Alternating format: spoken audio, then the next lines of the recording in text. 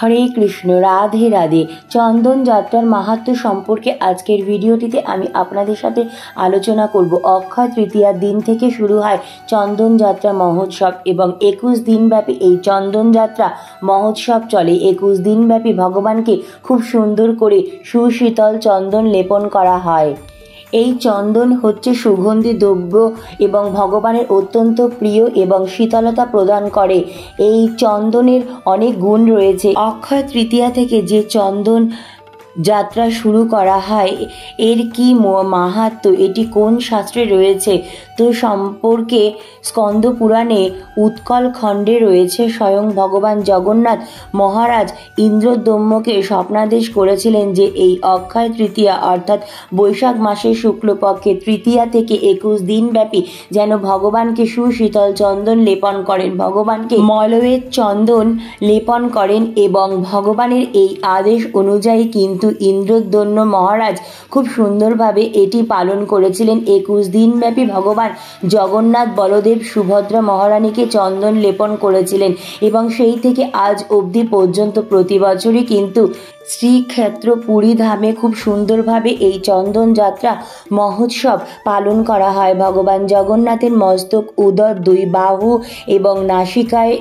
শোষিত চন্দন লেপন করা হয় এবং এই চন্দন যে প্রস্তুত করা হয় অর্থাৎ চন্দন ঘষে যে চন্দন লেপনের জন্য প্রস্তুত করা হয়, সেক্ষেত্রে আরও সুগন্ধি করার জন্য কিছু সুগন্ধি দ্রব্য রয়েছে যেগুলি ভগবানকে নিবেদন করা হয়। যেমন অগ্রু রয়েছে, কর্পূর রয়েছে, জায়ফল চূর্ণ রয়েছে, কেশর রয়েছে। এই সকল দ্রব্যগুলো চন্দনের সহিত বেটে সুন্দরভাবে এই চন্দন লেপনে প্রস্তুত করা হয় এবং সুন্দরভাবে ভগবানের অঙ্গে চন্দন লেপন করা হয়ে থাকে।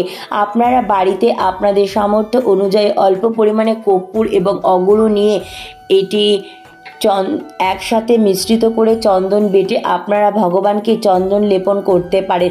নিকটস্থ মন্দিরেও আপনারা অগরু, সুগন্ধি দ্রব্য একত্রে মিশিয়ে অথবা সকলের পক্ষে যদি এত কিছু জোগাড় করা সম্ভব না হয় তো শুধুমাত্র চন্দন ঘষেও আপনারা সেই চন্দন ভগবানের শ্রীঅঙ্গে লেপন করতে পারেন। পুরী ধামে ভগবান শ্রী জগন্নাথ দেবের বিজয় বিগ্রহ, ভগবান শ্রী মদন মোহন শ্রী বিগ্রহকে খুব সুন্দরভাবে এই 21 দিনব্যাপী খুব সুন্দরভাবে শৃঙ্গার করা হয়ে থাকে এবং প্রত্যেকটি মন্দিরে শ্রীক্ষেত্র পুরীধাম, বৃন্দাবন, মায়াপুর সহ সকল মন্দিরে ভগবানকে খুব সুন্দরভাবে সাজানো হয়ে থাকে। এই অক্ষয় তৃতীয়া চন্দন যাত্রা উপলক্ষে 21 দিনব্যাপী ভগবানকে 21টি ব্যাসে সজ্জিত করা হয়। পুরী ধামে ভগবান শ্রী জগন্নাথ দেবের বিজয় বিগ্রহ এবং মদন মোহনকে খুব সুন্দরভাবে শৃঙ্গার কার্য করা হয়ে থাকে এবং মদন মোহন এবং শ্রীদেবী ভূদেবী তার দুই স্ত্রীর সহিত খুব সুন্দরভাবে নৌকো বিহার হয়ে থাকে। পুরীধামের সবথেকে বড় পুষ্করিণী, যেটিকে চন্দন পুষ্করিণী বলা হয়, নরেন্দ্র সরোবর। এই নরেন্দ্র সরোবর যেখানে চন্দন যাত্রা মহোৎসব উপলক্ষে ভগবান নৌকা বিহার করেন, এটিকে সেই কারণে চন্দন পুষ্করিণীও বলা হয়েছে। তো সেখানে ভগবানকে দুটি নৌকা করে নৌকা বিহার করানো হয়ে থাকে। একটি নৌকায় ভগবান শ্রী মদন মোহন, ভগবান জগন্নাথ দেবের বিজয় বিগ্রহ, ভগবান শ্রী মদন মোহন আর তার দুই পত্নী এবং আর একটিতে নৌকায় ভগবান শ্রীকৃষ্ণের বিগ্রহ, ভগবান শ্রীকৃষ্ণ, ভগবানের শ্রীরামচন্দ্র এবং পঞ্চশিব বিগ্রহ অর্থাৎ ভগবান শ্রীকৃষ্ণের, ভগবান শ্রীরামচন্দ্র এবং পঞ্চশিব সহকারে স্থাপন করে নৌকা বিহার করা হয়ে থাকে। পুরী জগন্নাথ মন্দিরে উত্তর পূর্ব দিকে অবস্থিত এই নরেন্দ্র সরোবর, যেখানে এই 21 দিনব্যাপী ভগবান নৌকা বিহার হয়ে থাকে এবং নাম সংকীর্তন করে থাকেন। কীর্তন সহযোগে নৌকা বিহার হয়ে থাকে। এছাড়াও বৃন্দাবন, মায়াপুর সহ সকল কৃষ্ণ মন্দিরে কিন্তু নৌকা বিহার হয়ে থাকে। কোনো মন্দিরে হয়তো একদিন, কোনো মন্দিরে হয়তো 3 দিনব্যাপী, 7 দিনব্যাপী এই চন্দন যাত্রা মহোৎসব পালন করা হয়। বিভিন্ন ক্ষেত্রে বিভিন্ন দিনে নৌকা বিহার অনুষ্ঠিত হয়ে থাকে এবং ভগবানকে যে চন্দন প্রদান করা হয়, চন্দন সুগন্ধি দ্রব্য হিসাবে ভগবানকে প্রদান করা হয়, চন্দন লেপন করা হয়। এই চন্দন অর্পণ করার মাধ্যমে আমাদের জড় বাসনা থেকে আমরা মুক্ত হতে পারি। ভগবানের অঙ্গে চন্দন লেপন হচ্ছে এক প্রকার ভক্তিমূলক কর্ম এবং চন্দন হচ্ছে সর্বশ্রেষ্ঠ প্রলেপন। যেহেতু এই বৈশাখ মাস অত্যন্ত উষ্ণ থাকে, সেহেতু বৈশাখ মাসে সূর্য মেষ রাশিতে অবস্থান করেন, তো সেই কারণে বৈশাখ মাস অত্যন্ত উষ্ণ থাকে, সূর্যের উত্তাপ বৃদ্ধি পায়। তাই সেই কারণে কিন্তু বৈশাখ মাসে তুলসীতে জলদান করা হয় এবং এই বৈশাখ মাসে এই অক্ষয় তৃতীয়ার দিন থেকে টানা 21 দিন ব্যাপী ভগবানকে চন্দন লেপন করা হয়ে থাকে। চন্দনের অনেক গুণ রয়েছে। চন্দন শীতলতা প্রদান করে, তো সেই কারণেই ভগবান তার ভক্তের মাধ্যমে এই বিশেষ লীলা প্রকটিত করেছিলেন।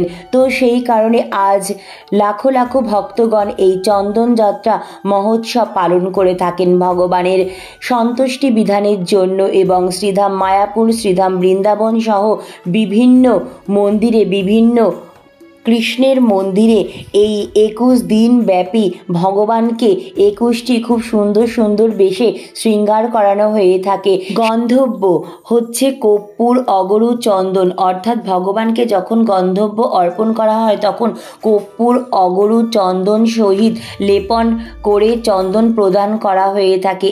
একটি গরুর পুরাণে উল্লেখ রয়েছে, গরুর পুরাণে চন্দন, অগরু এবং কর্পূরকে গন্ধদ্রব্য বলা হয়েছে এবং এটি ভগবানের অত্যন্ত প্রিয়।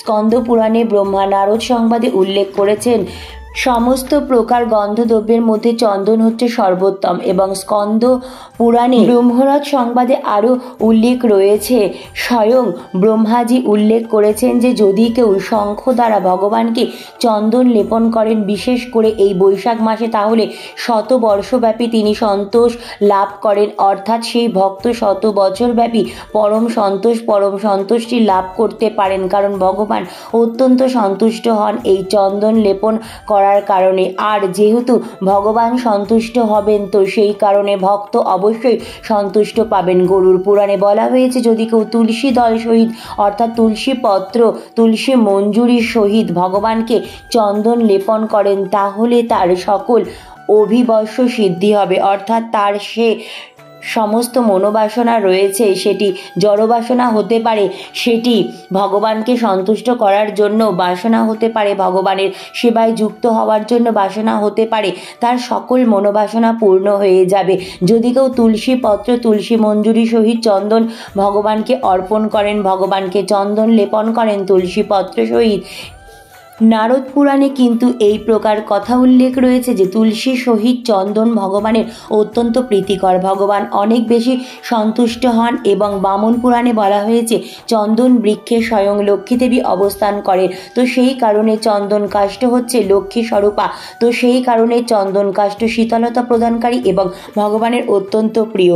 অগ্নি পুরাণ, বরাহ পুরাণ, বিষ্ণু ধর্মোত্তর এবং বৈশিষ্ট্য সংহিতা অনেক শাস্ত্র উল্লেখ রয়েছে যে প্রতিদিন চন্দন দ্বারা বিশ্বপতির পুজো করবে, অর্থাৎ পরমেশ্বর ভগবান শ্রীকৃষ্ণের পূজা করবে।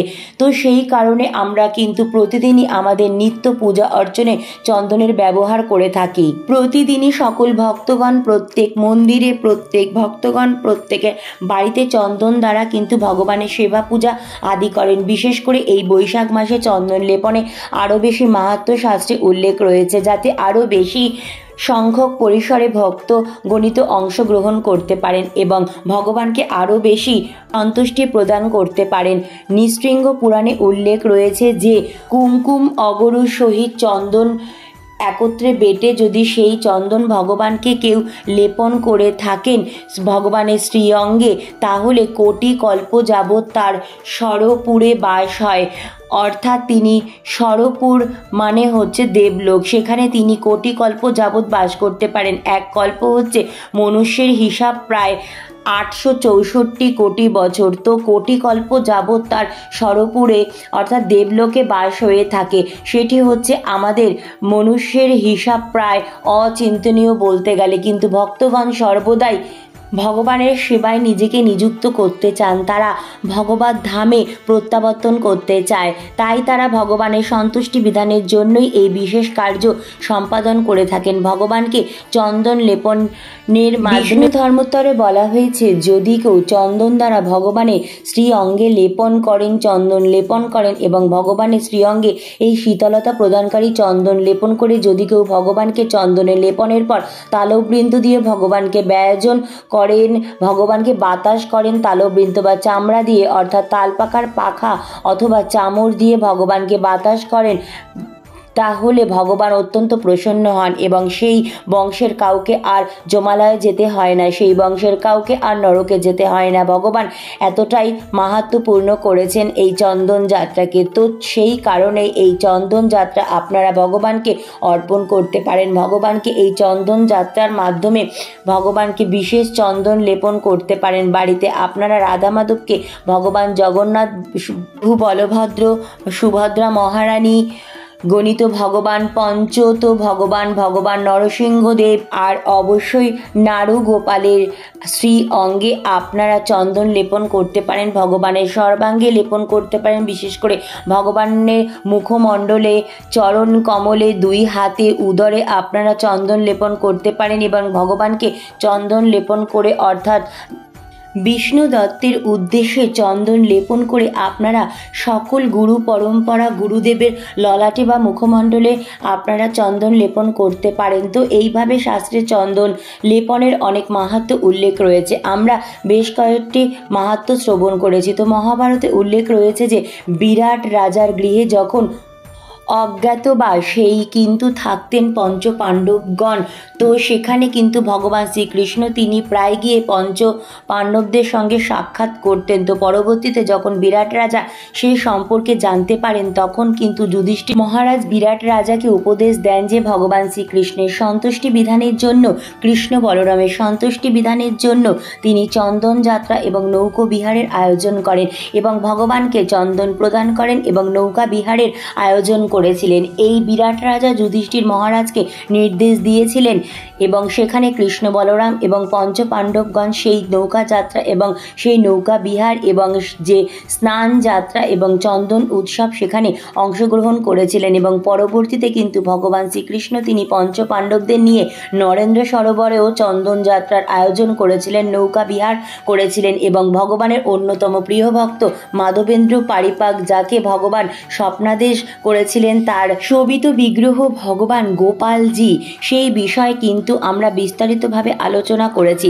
মাধবেন্দ্র পরিপাক লীলা সম্পর্কে আপনারা অনেকেই জানেন। তো ভগবান কিভাবে প্রতিষ্ঠিত হলেন মাধবেন্দ্র পারিপাকের মাধ্যমে এবং পরবর্তীতে ভগবান তাকে পুনরায় স্বপ্নাদেশে করে বলেছিলেন যে তুমি গিয়ে মলয় পর্ব থেকে মলয়জ চন্দন নিয়ে এসো এবং তুমি কি উৎকল দেশ থেকে সেটি নিয়ে আসো এবং তোমাকে নিজে যেতে হবে। যদিও মাধব পারিপাক তখন বৃদ্ধা ছিলেন, তো তার পক্ষে যাওয়াটা অনেক বেশি কষ্টকর, কিন্তু ভগবানের নির্দেশ হচ্ছে তোমাকে নিজে যেতে হবে এবং যেহেতু আমার সম্পূর্ণ শরীর এই তপ্ত গরমে, বৈশাখের তপ্ত গরমে সম্পূর্ণ শরীর কিন্তু জ্বালাপোড়া করছে, তাই তুমি গিয়ে এই চন্দন নিয়ে আমাকে যদি লেপন করতে পারো আমার সর্বাঙ্গে, তাহলে আমি শীতলতা অনুভব করব, আমি সন্তোষ অনুভব করব। তখন মাধবেন্দ্র পারিপাক রেমুনা এসেছিলেন এবং যাত্রাপথে তিনি রেমুনা থেকে, বৃন্দাবন থেকে রেমুনায় এসে তারপর তিনি উৎকল দেশে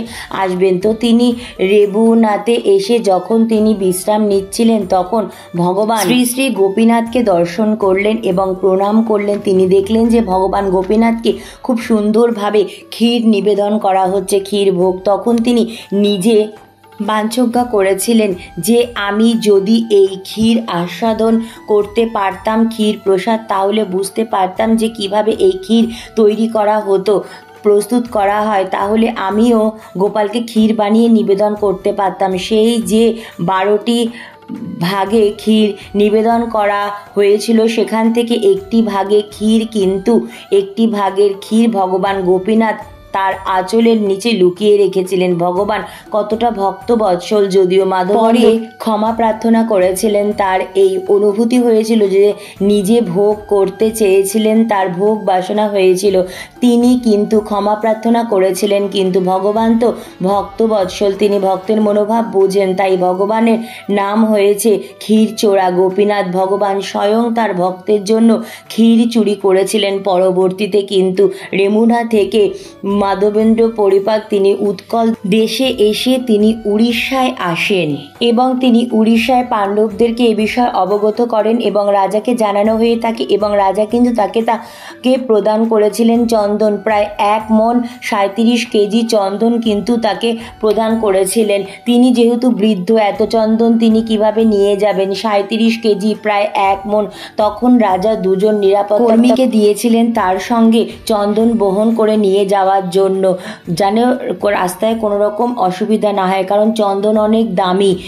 এই বিষয়ে যাতে কোনো সমস্যা না হয় সেই ব্যবস্থা রাজা করেছিলেন। যখন মাধবেন্দ্র পরিপাক রেমুনায় আসলেন তখন ভগবান তাকে পুনরায় স্বপ্নাদেশ করলেন যে এই গোপীনাথ আর আমি গোপাল একই, তাই তুমি গোপীনাথের শ্রীঅঙ্গে চন্দন লেপন করো, তাহলেই আমি সম্পূর্ণ চন্দন প্রাপ্ত হব এবং সন্তুষ্ট হব। তখন মাধবেন্দ্র পরিপাক এই গোপীনাথের শ্রী বিগ্রহে চন্দন লেপন করেছিলেন এই অক্ষয় তৃতীয়া থেকে এবং তিনি সেখানে বেশ কিছুদিন অবস্থান করেছিলেন। তো ভগবান তার ভক্তের মাধ্যমে এই চন্দন যাত্রা মহোৎসবকে আরও বেশি মহিমান্বিত করেছেন।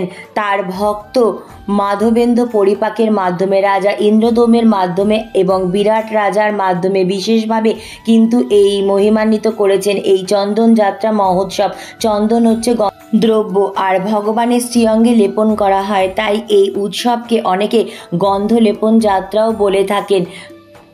বন্ধুরা, বাড়িতে আপনারা চন্দন বেটে তাতে সামান্য অগরু ও সামান্য কর্পূর একত্রে মিশিয়ে তুলসী পাতা সহযোগে ভগবানের শ্রীঅঙ্গে শ্রীচরণে চন্দন লেপন করতে পারেন।